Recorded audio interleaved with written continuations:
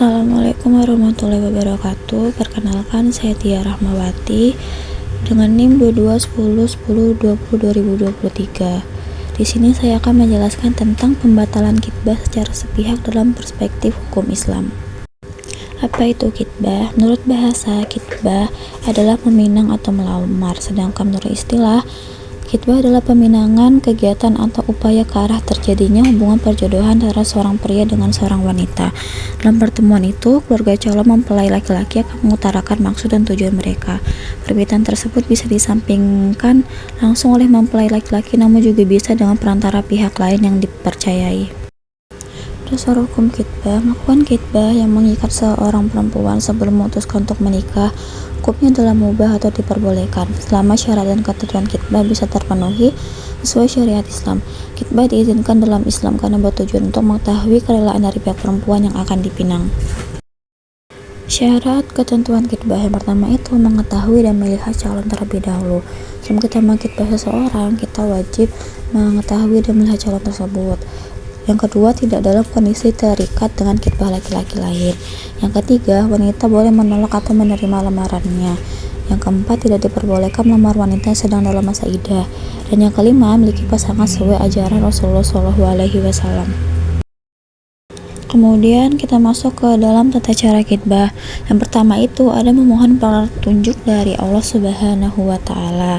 Sebelum mengajukan khitbah, hendaknya seseorang mematapkan hati terlebih dahulu dengan meminta petunjuk dari Allah melalui sholat istikharah. Yang kedua itu membaca doa dan sholawat Nabi.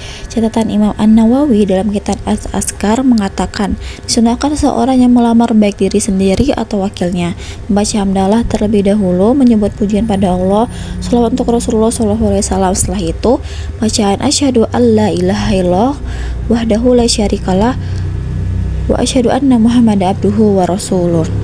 Nah, yang ketiga itu mendatangi kediaman calon pasangan kita. Kemudian pihak keluarga calon mempelai laki-laki sedianya mendatangi kediaman keluarga calon mempelai perempuan yang akan dilamarnya. Yang keempat itu menyampaikan tujuan kedatangannya. Memasuki inti acara, pihak keluarga laki-laki akan mengutarakan tujuan kedatangannya, yakni untuk melamar sang mempelai perempuan. Yang kelima adalah menyampaikan jawaban pihak perempuan. Setelah itu, calon mempelai perempuan akan memberikan jawaban, yaitu menerima atau menolak lamaran. Jika diterima, pihak keluarga perempuan akan menyambut baik secara pernikahan dari kedua calon mempelai tersebut. Dan yang keenam ada menyerahkan hantaran. Hantaran yang dibawa pihak mempelai laki-laki akan diserahkan kepada keluarga mempelai perempuan sebagai wujud keseriusan untuk meminang calon mempelai. Dan yang ketujuh, penutupan acara khitbah. Setelah pembicaraan intinya selesai, maka selanjutnya adalah penutupan acara lamaran. Acara ditutup dengan pembacaan doa supaya rencana pernikahan kedepannya berjalan dengan lancar. Nah, kita masuk ke dalam studi kasus, yaitu pembatalan khitbah secara sepihak.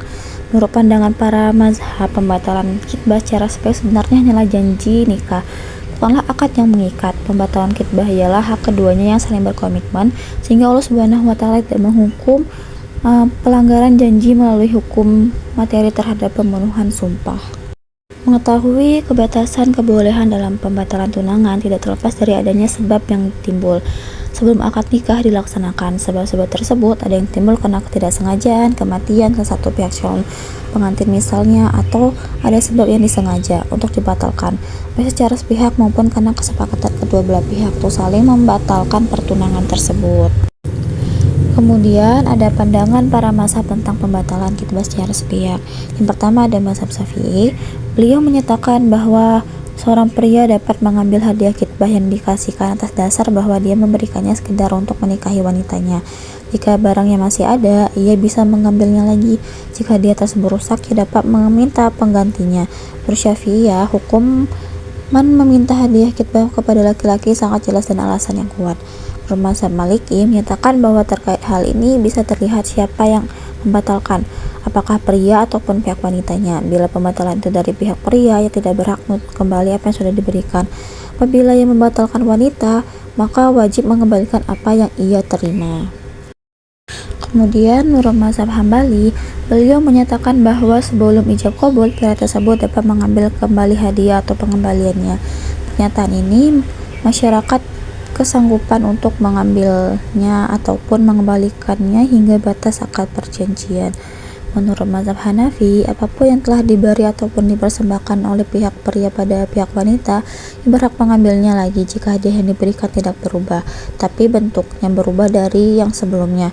Peminang tidak berhak mengambil kembali hadiah dan menuntut ganti rugi.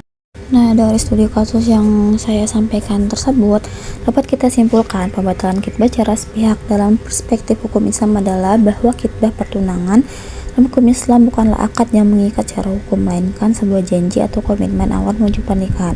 Oleh karena itu, membatalkan khitbah tidak memiliki dampak hukum yang mengikat layaknya perceraian setelah pernikahan.